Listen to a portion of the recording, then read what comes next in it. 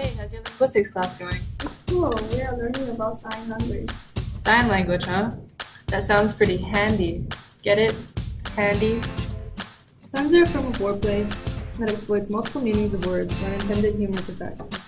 The two most common types of puns are homophonic and homographic. Homophonic puns use words that sound the same but have different meanings, like right and right, eight and eight, or sun and sun. An example of this kind of pun would be the sentence, "The wedding was so emotional, even the cake was in tears." This pun takes advantage of the fact that in this context, the word tears has two possible meanings. Now let's take a look at homographic puns. Homographic puns use words that are spelled the same but have different meanings. In other words, they are puns that take advantage of homonyms. Let's take a look at the following pun. The blind man picked up the hammer and saw. The word saw looks and sounds the same, but can refer either to a physical saw or the past tense of see. Now we know the difference between homophonic and homographic puns, but what exactly makes a pun work? The key to puns is ambiguity, which is when a sentence contains a word or phrase that has more than one meaning. Two commonly occurring ambiguities in puns are lexical and structural. Lexical ambiguity is the presence of two or more possible meanings within a single word. It represents a choice between a finite number of known and meaningful context-dependent interpretations. For example, in the sentence, "I saw him at the bank," bank could refer to the money bank, the river bank, or even the blood bank. To turn this into a pun, we could say, if we have to pay to go to the river, we'd better stop at the bank.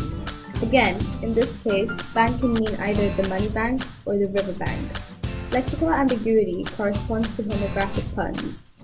Now let's take a look at structural ambiguity. Structural ambiguity occurs when a complex phrase or a sentence can be parsed in more than one way.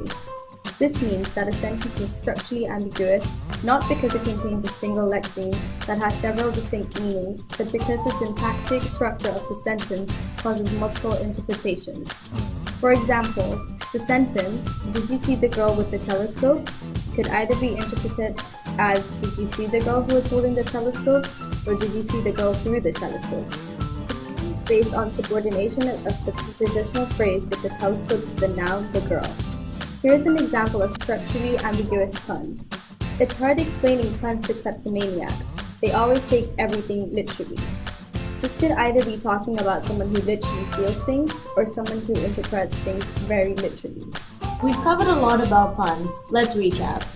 We now know that puns can be lexically ambiguous, structurally ambiguous, homophonic, or homographic. Some people consider puns to be quite foolish and worthy only of eye rolls or groans.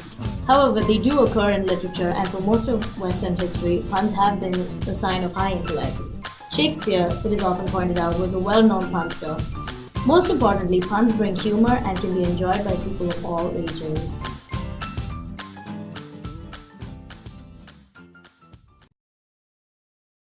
Created using Powtoon.